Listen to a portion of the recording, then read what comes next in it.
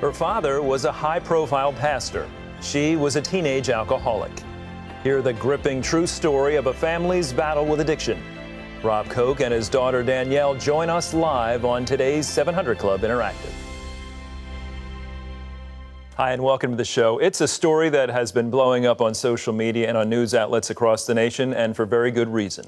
In a beautiful demonstration of love and forgiveness, the 18-year-old brother of Botham Jean, the black man who was shot dead by a white Dallas police officer, actually embraced his brother's killer in the courtroom last week. Listen to the powerful words Brant Jean said to Amber Geiger before that now famous hug. I hope you go to God with all the guilt, the bad things you may have done in the past. Each and every one of us may have done something that we're not supposed to do. If you truly are sorry, I know I can speak for myself. I forgive you, and I know if you go to God and ask Him, He will forgive you. I don't even want you to go to jail. I want the best for you, because I know that's exactly what both of them would want you to do. And the best would be give your life to Christ. I'm not gonna say anything else. I think giving your life to Christ would be the best thing that both of them would want you to do. Again, I love you as a person, and I don't wish anything bad on you.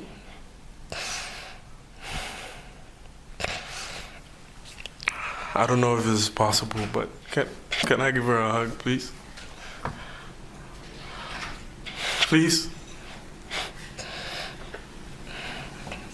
Yes.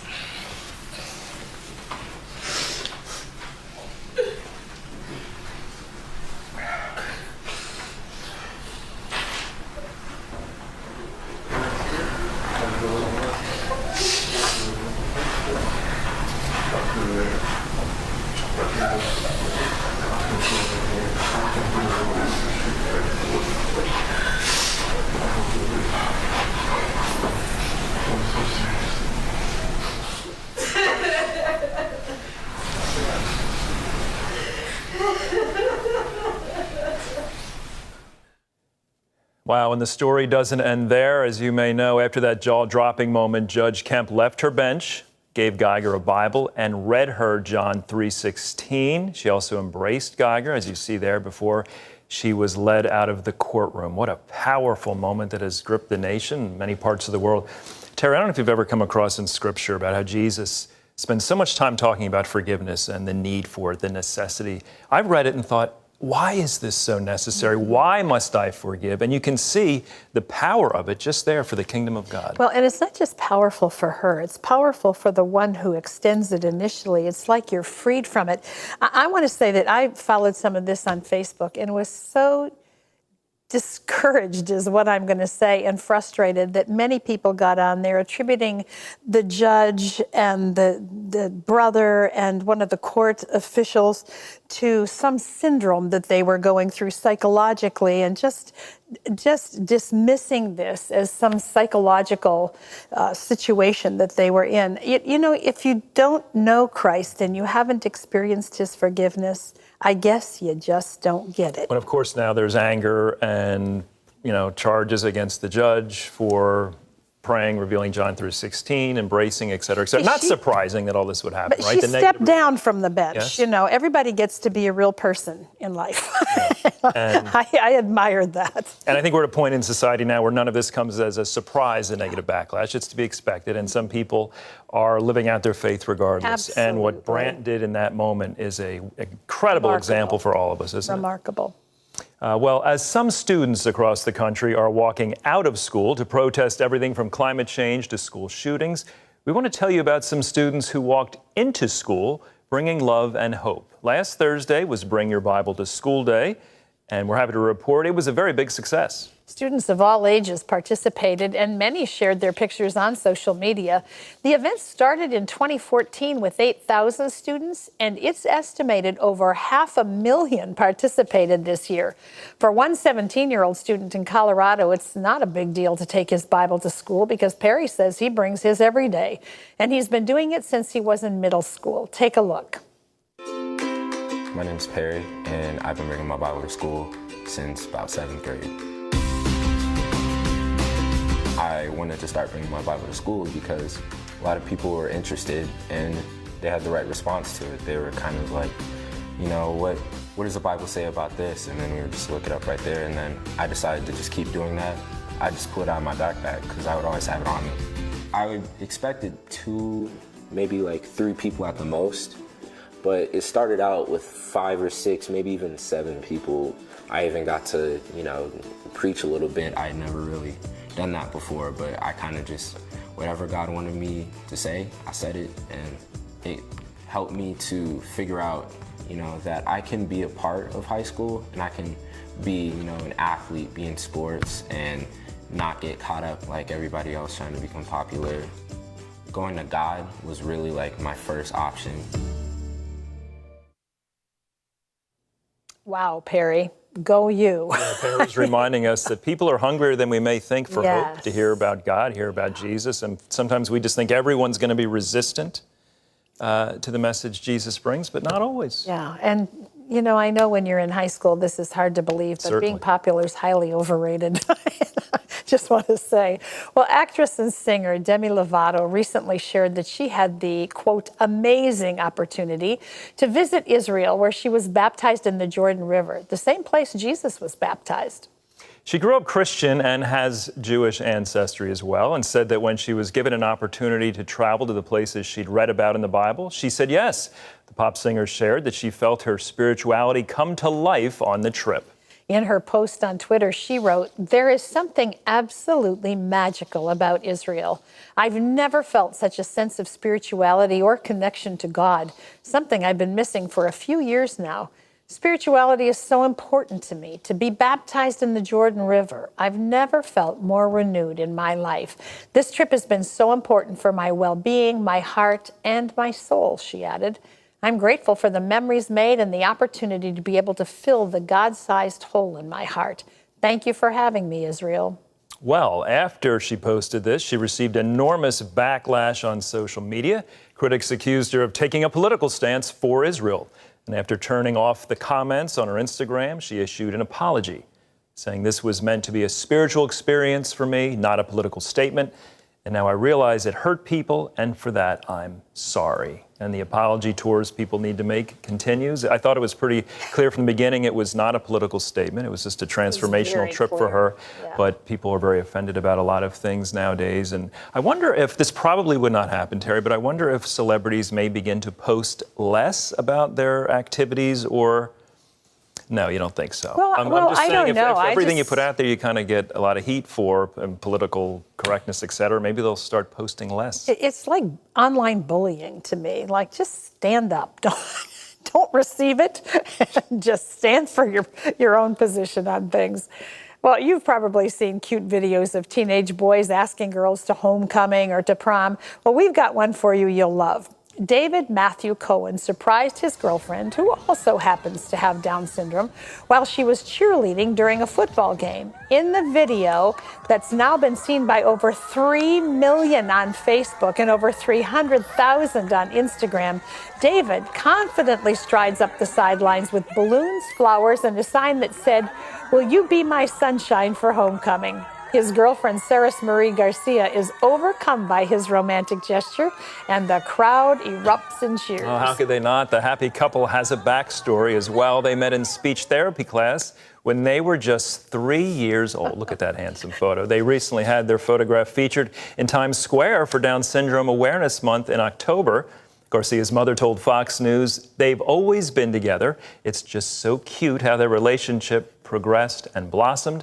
Mom also reports that David and Sarah had a fantastic time at the homecoming dance. That invitation makes my homecoming and prom invitations look very lame, I'm sure. That special moment, that was great. Yeah, that was great. Well, if you love stories about people going the extra mile, have we got one for you? Yes, a fourth grader with spina bifida wasn't going to be able to go on a school field trip until a teacher from another class offered to carry her. Ryan Neighbors is a fourth grader at Tully Elementary School in Louisville, Kentucky. She was born with spina bifida, and she has endured 39 surgeries. She is paralyzed from the waist down. It has never stopped her. Ballet, swimming, and golf. Yes, girl! When fourth grade teacher Jim Freeman heard that she wouldn't be able to join her class on a field trip to the Falls of Ohio State Park because it would be too difficult for her to get around, he stepped in to help, even though she wasn't his student. She has an unbelievable amount of obstacles to overcome, and so I could just help her out in one simple way. He carried Ryan in a backpack. She was overjoyed. I told him when I got in the backpack, I was like, this is the moment I've been waiting for. This is the day I've been waiting for. And her mom, Shelley, grateful. Hi, David. This is Shelly and Ryan. They wanted everyone at home to know one person is all it takes. One person really can make a difference. And we are hoping that it sparks some sort of international kindness and that people aren't afraid to go out of their comfort zone and do great things. And Ryan's message? Thanks for sharing the love, and you can do anything that you can want, no matter what. You can do anything you can want. Did you hear her saying, this is the moment I've been waiting for, the day I've been waiting for, and she almost missed it? Yeah, I mean, it's how wonderful. You know, kudos. And can I just say, it does inspire us all to kindness, I think. And so many teachers do so much beyond the required job, and there's a great example of it, and worked very hard and made her day, and so inspiring to everybody. Absolutely. Well, coming up, it was her daily routine. Adderall to pick her up, alcohol to party, and weed to help wind down. And it was fun until it nearly destroyed this preacher's kid. After the break, Rob Koch and his daughter Danielle joined me to talk about their family's battle with addiction and their journey toward healing and hope. Don't go away. Well, the Koch family was happy and enjoying life when they received two horrible phone calls, just 12 days apart. Take a look. Rob Koch is the founder and senior pastor of Shoreline Church in Austin, Texas, boasting over 5,000 members. In 2009, the Koch family faced two devastating losses in 12 days, the death of Rob's father and the death of their son, Caleb. Their daughter, Danielle, who was only 14 years old at the time, didn't know how to handle the pain that followed. So she turned to boys, alcohol, and drugs for comfort. In their book, Prodigal Daughter, Rob and Danielle share their story of heartbreak and healing, letting you know that no matter what you're facing, freedom in Christ is waiting for you. Well, Rob and Danielle join me now. It's an honor to have you both here. Thank you. Thank you so much. We saw that short clip and the tragedy your family experienced. So Danielle, you're 14 years old, lose your granddad and your brother within 2 weeks. Yeah. As a 14-year-old girl, what type of path does that send you down? Well, when we lost my grandpa, like that was the first thing that had ever happened in my average normal life. And so it was crazy. And then 2 weeks later, my brother passed away, and he was my best friend. So that pain was unbearable. And so pretty much from that point, I remember wanting to change the way that I felt. I hated the way that I felt, and I knew that I wanted to escape it.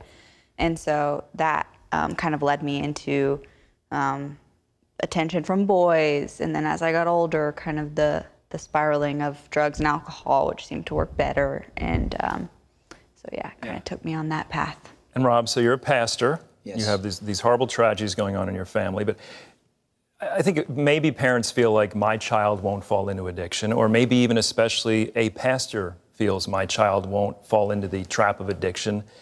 Were you just unaware of kind of what was going on in her heart? How do you think this evolved? I think when I look back on it now, the grief journey that Laura and I were on as we were processing the loss of our son, you know, when you go through a challenge like we did, I lost my dad, then I lost my son. But at the end of the day, sons are supposed to bury their fathers. That's the way life naturally unfolds. And my dad lived an incredibly awesome life, and we were able to honor him and celebrate him. The loss of our son was an emotional catastrophe on every single level. I mean, there isn't an experience that life offers that's more challenging and difficult than the loss of a child, son or a daughter. So as Laura and I were on our own grief journey, perhaps we were unaware of how this loss was affecting our other kids. And, Danielle has mentioned this a number of times, but she's by nature a caregiver, and so she saw us in pain and was, kind of reaching out to us and strengthening us. And so we were kind of unaware. In fact, one of the things that we talk about a lot is that Danielle was never rebellious in a boisterous, kind of loud way. She wasn't angry and she wasn't disrespectful. We often say she was like one of the most delightful addicts you'd ever meet. She was always happy. She was always smiling. But all of that was also masking, the pain that she was trying to escape in her own life. Was it even a cover? Was it a cover-up? Yeah, I would definitely say that. I think that delightful addicts are the worst because we can get away with more. We just are magnificent liars. How bad did the addictions get? I mean, did it just take over your life? Yeah, completely took over my life. So kind of dabbled in high school, went to parties. I knew that alcohol affected me differently than my friends, but I just thought I was young and had more fun. And then as I got older and I went to college, I had independence and freedom, and my addiction pretty skyrocketed, spiraled from there. Rob, how'd you find out how bad things were, and how did you react? So we had no idea that Danielle was in trouble. Zero. I mean, she was in college all throughout her freshman year, from August all the way through December. She was home with us over Christmas. And we would deposit a little bit of money in her account every single month to handle incidental expenses at school. It was, like January of her freshman year that we opened up a bank statement. We had never done that before. We trusted her completely, but we just opened up a bank statement and we saw all of these charges to alcoholic establishments. And we were thinking to ourselves, how in the world? So we immediately got Danielle on the phone and we said, do you have anything to tell us? And then out, flows this story of her journey. And we brought her home at that point. We got some counselors involved, and they recommended a kind of a 90 meetings in 90 days. And in the recovery movement, that's like Alcoholics Anonymous, Celebrate Recovery, going to church. You're just going to commit to going to 90 meetings in 90 days. And so we were involved in that process with her, and we had hoped that that would be enough to get her on the right path. But then went to another treatment later, right? But then one thing I want to ask you about these treatments is, when you're an addict, what is it like to be told, hey, you need serious help? Is there a resistance there for a while? Yeah, definitely. But in my case, I think what has to happen for all addicts, anyone, you have to get to the end of your rope. So if someone tells you you have an issue before you're at the end of yourself, you're going to be defensive. But when you get to the end of your rope, you want that help. And I like how you said in your book, it was very compelling how sometimes the process of rehabilitation and spending 30, 60, 90 days in a place is hard because addicts want something quick and immediate. I want the fix quick. That's why I became an addict. Right. So that longer process can be very difficult. Yeah, absolutely. And I think for Danielle, the 90 days and 90 meetings in 90 days was like a first good step in the process of recognizing that she had an issue and that she needed to deal with it. She had a few, pretty significant relapses during those 90 days of meetings, but at the end of the day, we felt like she dealt with those relapses honestly. She really felt like she was on a track. We had a couple of months of sobriety leading into her sophomore year, and so we sent her back to school in hopes that she would really take this next opportunity seriously. Danielle, what was the difference for you? I mean, how did you find yourself successfully overcoming these addictions through the power of God? Well, for me, I think that God steps in when you can't step in for yourself. And so I wasn't, especially because I had went home the first time, I wasn't going to ask for help. And that's when my dad sent me a letter, and he basically just said, if there's something wrong with you, I feel like there is in my gut, just just be honest and we'll get you the help that you need. And I was like, okay, this is really God sending me my saving grace right now. And then. So Rob, that leads me to people watching here, and there's a family member, perhaps a child, trapped in addiction. How do you counsel or advise, especially even as a pastor, people to respond to these challenges of a child in addiction? I think it's really important to be honest. You know, one of the things that that we as parents often do is that we want to believe the best in our kids, and we never want to stop doing that. But at the same time, we don't want to stick our heads in the sand and just pretend that there are not any issues taking place around us. So good, honest questions, I think, are appropriate. I think that's what happened for me, is that I probed a little bit deeper than the surface responses. You know, we're sometimes satisfied with those surface responses because we want to believe that everything's great. But when I probed a little bit deeper and said, hey, if this isn't the way it is, we're not going to judge you. We're not going to scold you. We're not going to punish you. We're going to do everything in our power to get you the help that you need. We're on your team. We want you to be healed. We want you to be whole. And so when we brought her home the second time, we put her into rehab. And I think that started, you know, the journey. People ask, was there just one moment on the journey to healing and recovery? I don't know if there's ever just one moment. God worked through a whole bunch of different things that happened. The rehab, the community of believers that Danielle was surrounded with, her friends, her family, prayer, faith, you know, spiritual warfare, all of that had a part to play in her healing process. Well, we appreciate both of you being so transparent. It's a great book. It's called Prodigal Daughter, and I really encourage you to get it, especially if there's a family member or even yourself are trapped in an addictive lifestyle.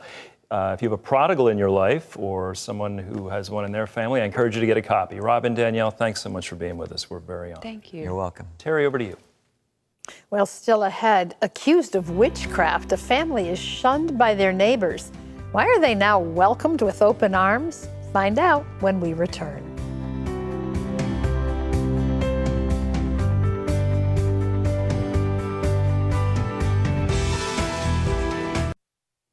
When Gideon and his family moved to their new home, their neighbors thought they practiced witchcraft. They were shunned, so jobs were hard to find, and Gideon couldn't go to school. Desperate, this family prayed, and partners like you answered those prayers. When Gideon's parents separated, Gideon and his brother moved to Nairobi with their mom. The area they lived in before was known for its witchcraft. So in their new neighborhood, everyone feared them. I told them I was a Christian, but they didn't believe me. Shop owners didn't even want me in their stores. She eventually found a job as a night shift worker at a factory. They rented a small house, but she didn't earn enough to pay her children's school fees. Gideon followed his friends to school, but couldn't go in. When I sat outside, I felt like crying. At home, I'd pretend to teach my brother like we were in school. At night, when my mom went to work, she left us some food to share. We often went hungry. Gideon prayed for a better life. Then Missions of Hope International, a ministry supported by Orphans Promise, learned about Gideon and his family. Our counselors visited them and invited them to join our school free of charge. God answered my prayers. I am so happy. I am now able to read and learn. I enjoy playing with my friends, but I like learning even more. We get breakfast and lunch here, so our tummies are always full. Because we welcomed the family with open arms, the community accepted them too. Now Gideon's mom has a stable job at a barber shop. She even bought a house, and it's so big she rents out some of the rooms. God sent you to us at just the right time. You transformed our lives. I pray you will continue to help people the same way you helped us. Thank you to everyone who helped us. God loves you, and I love you too. The power of one person to make a difference is immeasurable, but when we all link arms together, we can change the world. Join the 700 Club. 65 cents a day, $20 a month makes you a member. Call our line. It's toll-free, 1-800-700-7000. Andrew? Oh, thank you for Orphan's Promise. That is so inspiring to see that story. Precious kids. You know, it's just Beautiful. amazing to see the hope come into their lives. Well, thank you, CBN Partners, for making that happen. We leave you with Ephesians chapter 3, verse 12. Because of Christ and our faith in Him, we can now come boldly and confidently into God's presence. Isn't that amazing? Just to be in His presence at all. And Paul says we can do it with boldness and confidence. We thank you for joining us. For Terry Mewson, I'm Andrew Knox. Until next time, bye-bye.